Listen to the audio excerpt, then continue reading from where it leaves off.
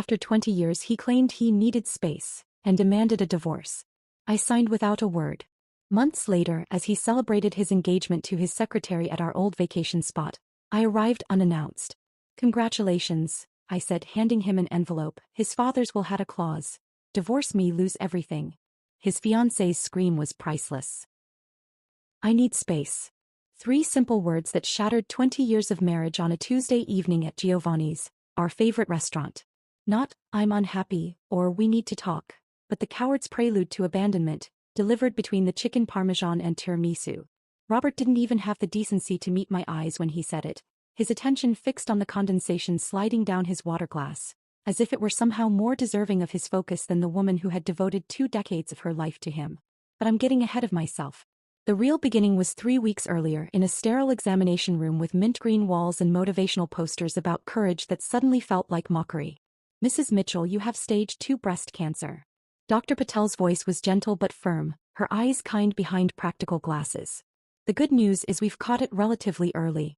With surgery and radiation, the prognosis is quite favorable. Before we begin, I want to take a moment to thank you for joining Margaret's journey from betrayal to empowerment. If stories of resilience and unexpected strength in the face of life's cruelest surprises speak to you, consider subscribing. It's completely free and connects you with others who understand that sometimes the perfect life is merely an illusion. Now let's witness how 20 years of marriage can shatter in an instant, and how sometimes justice arrives in the most unexpected ways. I remember nodding mechanically, asking all the right questions, scheduling follow-up appointments, going through the motions while feeling strangely detached from my own body. At 48, the word itself felt foreign in my mouth, like a bitter pill I couldn't quite swallow. The timing couldn't have been worse. Robert had been promoted to senior partner at his law firm just months earlier. The new position came with longer hours, more stress, and higher expectations. I'd spent weeks assuring him I could handle everything at home. The endless social obligations, charity functions, dinner parties, all the invisible work that made his success possible. Now this. An inconvenient illness that didn't fit into our carefully curated lives. I rehearsed breaking the news to him on the drive home, planning to approach it calmly, rationally, the way Robert preferred to handle difficult situations. But when I arrived, our house was empty. A text message pinged, "Working late. Don't wait up." The 3rd time that week. I placed my hand over my chest, feeling the hidden enemy within, and wondered when exactly my husband had started pulling away. That night, I sat alone in our kitchen, tracing the veins of the marble countertop we'd selected together during our 10th anniversary renovation. When had our home become a showpiece rather than a sanctuary? When had I become just another carefully chosen accessory in Robert's climb to success? Looking back, the signs had been there for months. Robert's sudden interest in his appearance, new designer suits, a gym membership he actually used, the expensive cologne I didn't recognize. Our conversations grew shorter, his criticisms sharper. The way he checked his phone constantly during our rare dinners together. How he flinched when I touched him. But I'd been too busy maintaining our perfect life to acknowledge what was happening right in front of me. "Margaret, did you reschedule the dinner with the Hendersons?" Robert asked the next morning, not bothering to look up from his phone during our brief overlapping minutes at breakfast. "I thought we could talk about something important first," I replied, my voice steadier than I felt. "Can it wait? I have court in an hour and the Jacobson case is a mess." I swallowed the news along with my lukewarm coffee. "Sure. It can wait." But it continued to wait as days stretched into a week, then 2. Robert came home later each night, his excuses increasingly vague. I scheduled my first oncology appointment alone, telling myself I was being strong, independent, not abandoned. In the quiet moments between maintaining appearances and researching treatment options, I began to notice the gaps in our life together. The framed photos throughout our home that captured smiles but not joy. The separate bedrooms we'd been occupying for months under the pretense of his late work hours and my early mornings. Then came the credit card statement with charges from jewelry stores I'd never visited, restaurants too intimate for business meetings. The late-night phone calls he took in the garage, voice lowered. The lipstick shade on his collar that wasn't mine, a vibrant red I'd never had the confidence to wear. "I think we should have a special dinner this weekend," Robert said that Friday, his voice oddly formal. "There's something important we need to discuss." Hope flickered. Perhaps my illness had made him realize what truly mattered. Perhaps we could still salvage what we'd built. I spent hours preparing for that dinner, choosing a dress that hid my recent weight loss, applying makeup to disguise the dark circles beneath my eyes. I even called my sister, breaking my silence about the diagnosis. "He's finally noticed something's wrong," I told her. Maybe this is what we needed, a wake-up call. Maggie, she said hesitantly, have you considered that might not be what he wants to talk about? I dismissed her concern. 20 years of marriage had to count for something. Giovanni's was quiet that Tuesday evening, the soft lighting creating a false sense of intimacy. Robert seemed nervous, tugging at his collar, checking his watch. Something cold settled in my stomach as I realized he'd chosen a public place for whatever was coming next. I need space, Margaret, he finally said, cutting me off mid-sentence as I began to tell him about my diagnosis. This isn't working anymore. The words hung between us like shattered glass. 20 years isn't working? I asked quietly. I've changed. You've changed. We want different things now. His rehearsed speech continued, full of empty platitudes and corporate-sounding euphemisms. It would be better for both of us to make a clean break. Is there someone else? The question slipped out before I could stop it. His hesitation was answer enough. Jessica, he admitted finally. My secretary.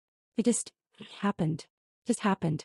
As if 2 decades of marriage could be erased by something that just happened. As if my cancer diagnosis, which I still hadn't managed to share, was less significant than his newfound passion for a woman half my age. I want a divorce, he concluded, sliding a business card across the table. My lawyer will be in touch. I've already found an apartment. I stared at the card, at his perfectly manicured fingers, at the expensive watch I'd given him for our 15th anniversary. Is that all? I asked, my voice surprisingly steady. He looked startled, as if he'd expected tears, pleading a scene. Yes, he said cautiously. I suppose it is. I nodded once, placed my napkin beside my barely touched meal, and walked out of Giovanni's with my dignity intact and my heart in pieces. The cancer would have to wait. I had a divorce to survive first. The manila envelope arrived exactly 7 days after Giovanni's. Robert's lawyer, not even someone from his own firm, but a divorce specialist with an office in a gleaming downtown tower, had wasted no time. I placed the envelope on my kitchen counter and stared at it for hours before finding the courage to break the seal. Inside lay the cold, clinical dissection of 20 years together. Our house, to be sold, proceeds split, retirement accounts, divided equally, personal property itemized with surgical precision. Robert had even listed the anniversary pearls he'd given me 5 years ago, assigning them a monetary value as if they were just another asset to be divided. The final page required only my signature to dissolve 2 decades of promises. I should have called my own lawyer. I should have fought. But something inside me had shifted that night at Giovanni's, a quiet calculus forming beneath my grief. Are you sure about this, Maggie? My sister Claire's voice crackled through the phone line. He doesn't deserve an easy way out. You should take him for everything he's worth. I need to focus on my health right now, I replied, not mentioning that I still hadn't told Robert about my diagnosis. Fighting him would just drain energy I don't have. What I didn't tell Claire was that my surrender wasn't defeat, it was strategy. Every instinct told me to wait, to watch, to let Robert believe he'd won. I signed the papers with steady hands, wrote a brief note declining mediation or further discussion, and sent the package back the same day. Then I made 2 phone calls. One to my oncologist to schedule surgery, the other to George Mitchell, my father-in-law. George had always been more parent to me than my own father. After my mother died when I was in college, it was George who stepped in with quiet support and practical guidance. When Robert and I married, George embraced me fully as his daughter. Even as Robert grew increasingly distant over the years, my weekly lunches with George remained a constant. I was wondering when you'd call, George said when he answered. His voice, still strong at 82, carried a note of resignation. Robert told me yesterday. Did he tell you why? I asked, settling onto my porch swing. A heavy pause. He gave me some nonsense about growing apart. But I've seen how he looks at that girl from his office. We sat in comfortable silence for a moment, connected by our shared disappointment in the man we both loved. I'd still like to have our lunch on Thursday, I said finally. If that's okay with you. Nothing would make me happier, Margaret. Nothing at all. 2 days later, I sat across from George at Mercer's Cafe, watching him methodically butter his toast. He looked older somehow, the lines around his eyes deeper, his shoulders slightly more stooped. Robert gets his ruthlessness from his mother, George said suddenly, setting down his knife. I always hoped your gentleness would soften those edges. I think I enabled them instead, I admitted. George reached across the table and covered my hand with his. I need to tell you something, Margaret.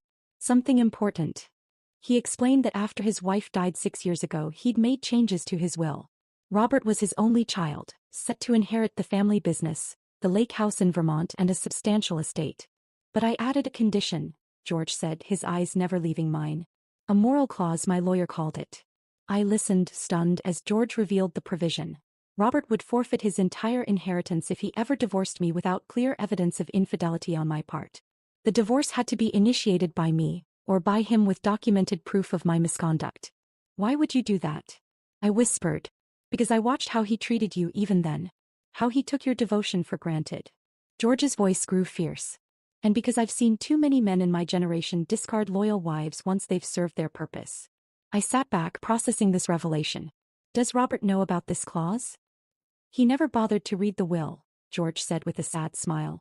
Too busy climbing the ladder to concern himself with an old man's affairs. That lunch changed everything. Walking home, I felt something unfamiliar bloom in my chest. Not hope exactly, but possibility. For the first time, I saw Robert's hasty divorce as what it truly was. A miscalculation. The weeks that followed brought unexpected clarity. While recovering from my lumpectomy, a procedure Robert knew nothing about, I reconnected with friends I'd neglected during my marriage. I hired a financial advisor to help secure my future. I began radiation treatments with Claire by my side, discovering reserves of strength I never knew I possessed. Then came the Instagram post that ripped open barely healed wounds. Robert's new assistant had tagged him at L'Artiste, an exclusive restaurant known for its romantic ambience. The caption, "She said yes," floated above the image of Jessica's manicured hand sporting a diamond ring that looked suspiciously like the one in my grandmother's jewelry box, the one Robert had always dismissed as outdated. The comments section overflowed with congratulations, including several from couples we'd entertained in our home. The engagement had come mere weeks after our divorce was finalized. The speed of it was both insulting and revealing. That night, I scrolled through Jessica's public profile, piecing together a timeline of their relationship through seemingly innocent photos. Office parties where they stood too close, team dinners where Robert's law partners were conspicuously absent. Their affair had begun long before Robert's request for space. I was about to close the app when I spotted it. A photo of Lakeview Cottage, George's beloved vacation home in Vermont. The caption made my blood run cold. Planning our perfect engagement party. #justice, #fresh start, #Lakeview memories. The very place where Robert had proposed to me 21 years ago. The property that, according to George's will, would never be his if he divorced me. I set down my phone and walked to the window, watching darkness settle over the neighborhood where I'd spent half my life. The quiet strife I'd been nurturing crystallized into something more defined. Purpose. Robert thought he'd walked away with his freedom and his future secured. He had no idea that his father had foreseen this very scenario, or that I now held the power to append his carefully constructed new life. I picked up my phone and opened my calendar. The engagement party was in 3 weeks. Just enough time to plan my appearance at Lakeview Cottage and deliver the news that would shatter Robert's perfect illusion, just as he had shattered mine. 3 weeks wasn't much time to prepare for the confrontation that would change everything. My radiation treatments left me exhausted, but each session felt like another step toward reclaiming my body from both cancer and the shadow of my failed marriage.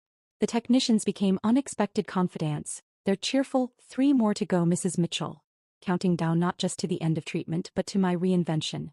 "You don't have to keep using his name, you know," Claire pointed out one afternoon as she drove me home from the hospital. "You were Margaret Jenkins for 28 years before you became Margaret Mitchell."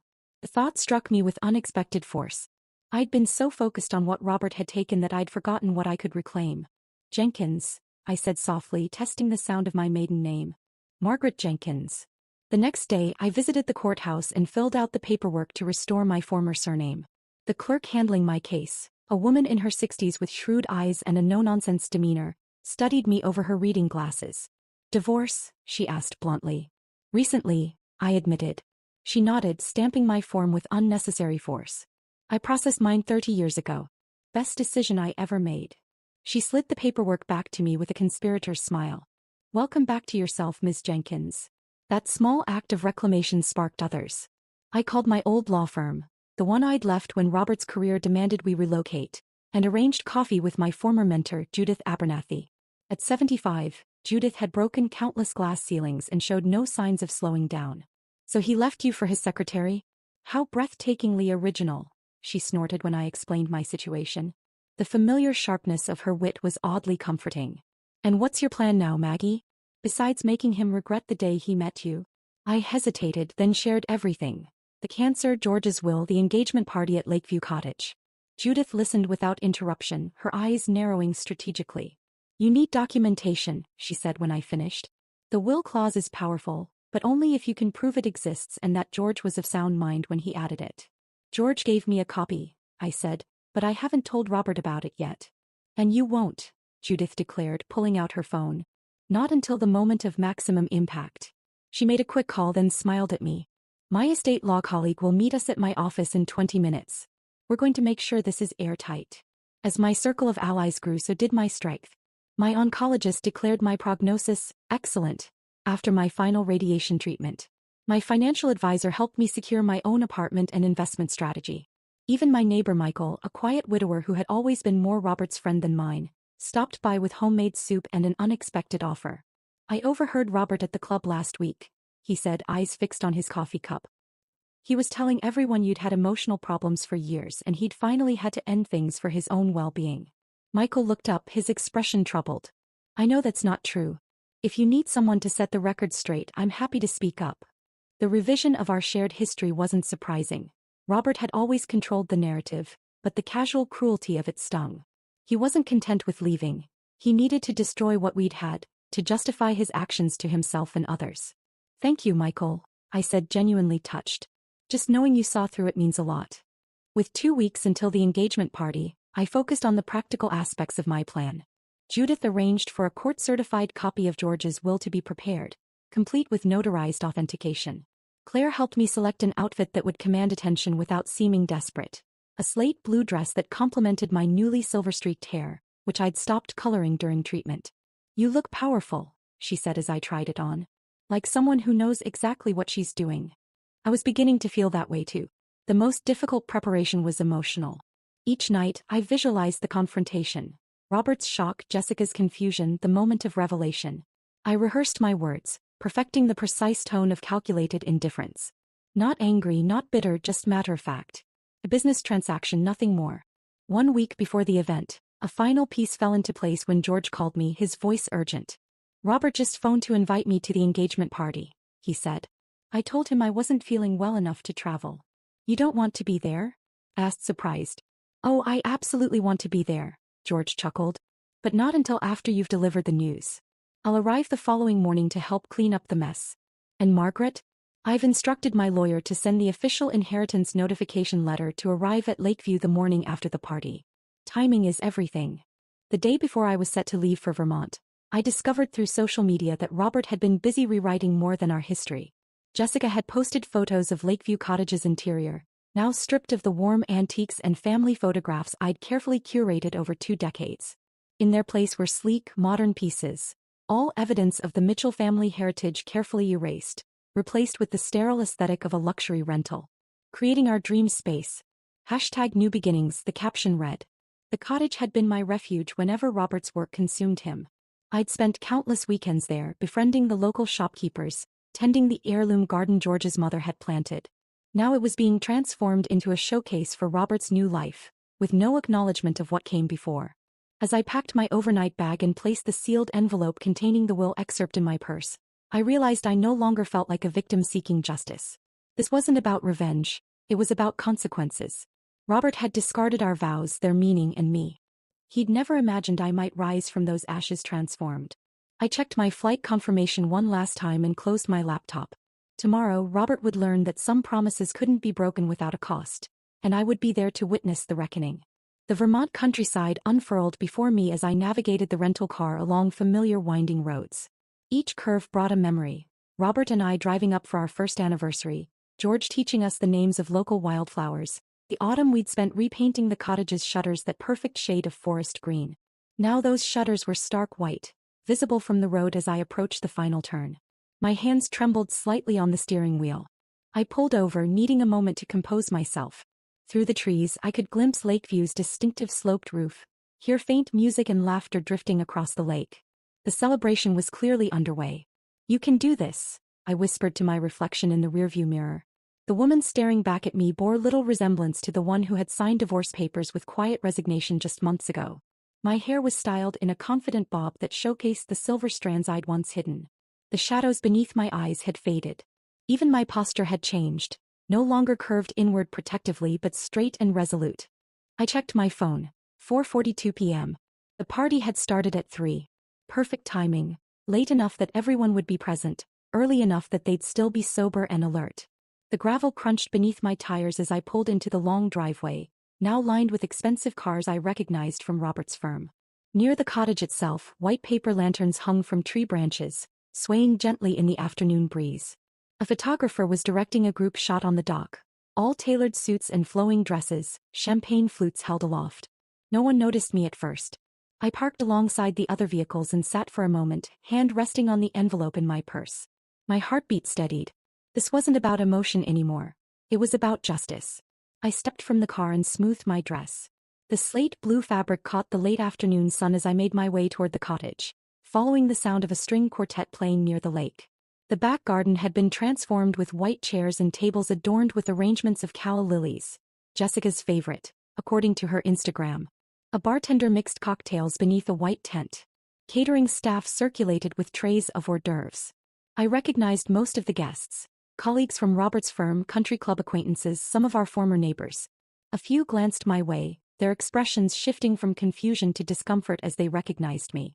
One woman, Diane Harris, whose husband had made partner the same year as Robert, actually gasped, her champagne sloshing over the rim of her glass. "Margaret? Is that you?" she stammered. I smiled pleasantly. "Lovely to see you, Diane. Beautiful party, isn't it?" Before she could respond, I continued toward the center of the gathering, where Robert stood with his arm around Jessica's waist, holding court with the senior partners from his firm. His back was to me, but I would have known his stance anywhere. That particular tilt of his head when he was trying to impress someone, the slight lean into his right hip. Jessica saw me first. Her smile faltered, eyes widening in recognition and alarm. She tugged at Robert's sleeve, whispering urgently. He turned, his expression transitioning from annoyance to shock to a carefully composed mask of civility. "Margaret," he said, his voice carrying just enough to draw attention from nearby guests. "This is unexpected." "Hello, Robert," I replied, my tone light and conversational. "Jessica. Congratulations on your engagement." A tense silence descended. The string quartet faltered briefly before continuing their melody. Nearby conversations halted as guests turned to witness the unfolding drama. "Perhaps we could speak privately," Robert suggested, already moving to guide me away from the crowd, away from his embarrassment. "Oh, I won't stay long," I assured him. "I just wanted to deliver this in person." I removed the envelope from my purse and held it out. Robert didn't take it. His eyes darted around the gathering, calculating the damage to his reputation. Jessica stepped closer, her hand possessively gripping his arm. "What is it?" she asked, her voice higher than usual. "Just a copy of something Robert should have read years ago," I explained. "Your future father-in-law's will. Specifically, the moral clause regarding divorce." Robert's face paled. "What are you talking about?"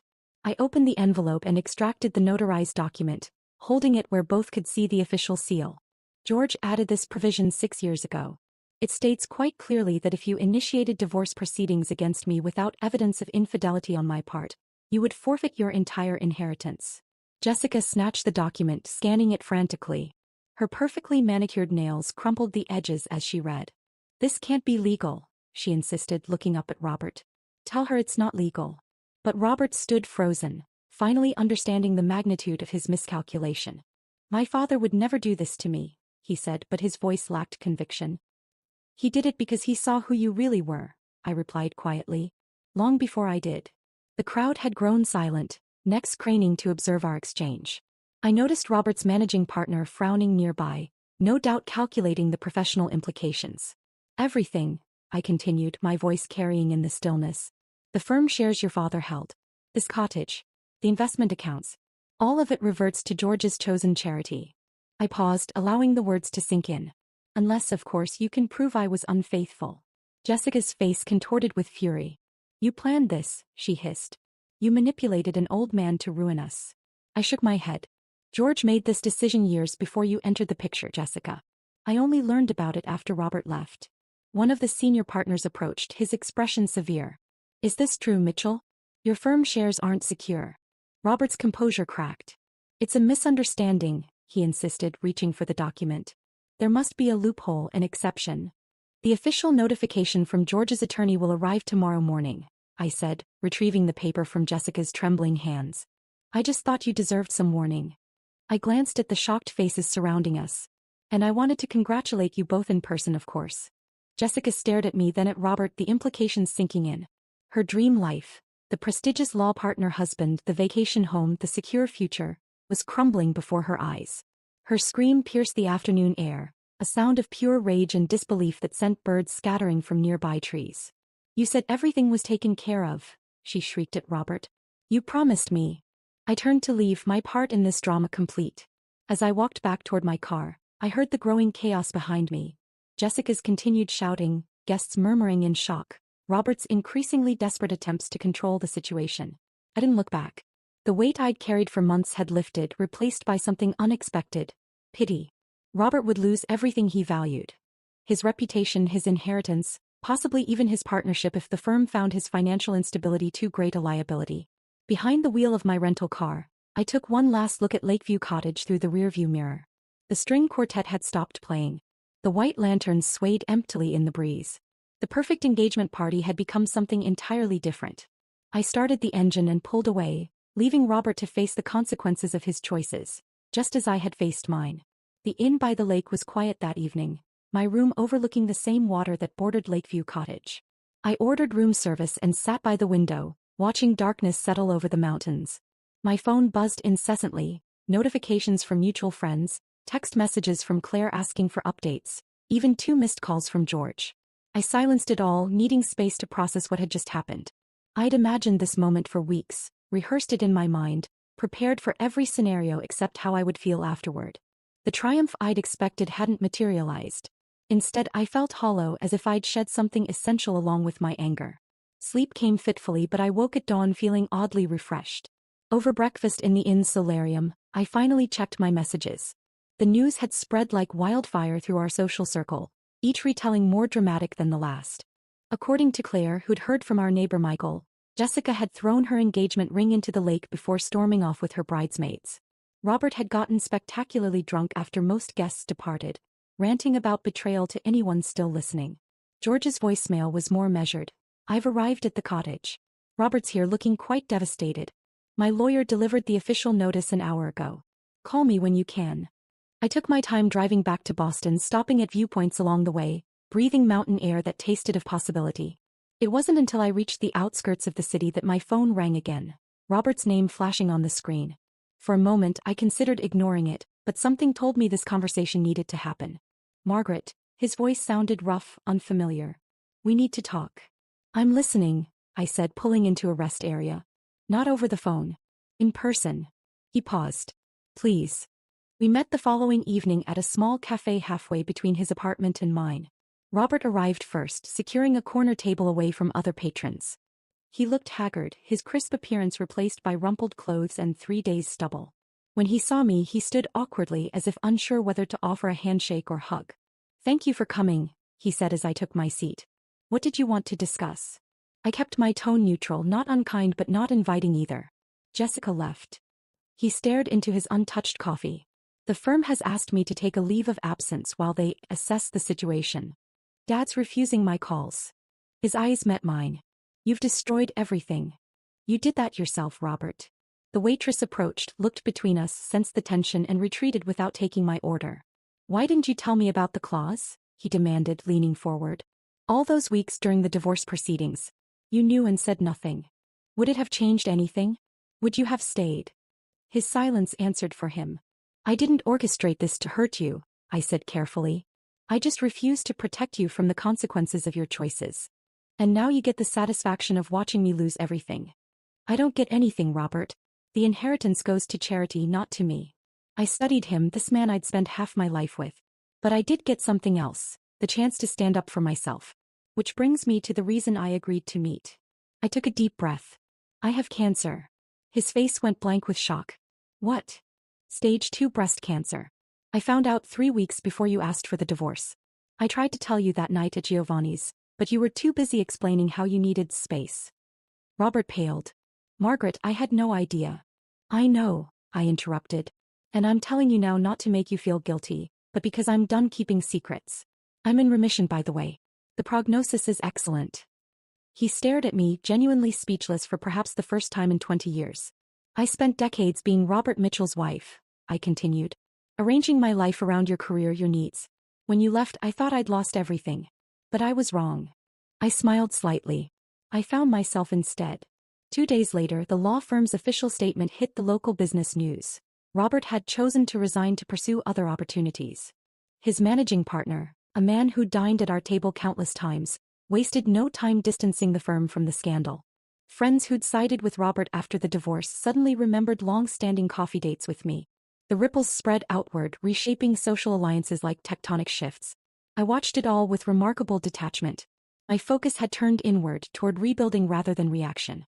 Spring arrived, bringing an unexpected job offer from Judith's firm, a position managing their nonprofit clients, utilizing the fundraising skills I'd honed through years of charity work for Robert's business connections. The irony wasn't lost on me. All those events I'd organized as his wife becoming legitimate professional experience. "They're not hiring you as a favor to me," Judith insisted when I expressed doubt. "They're hiring you because you're good at this.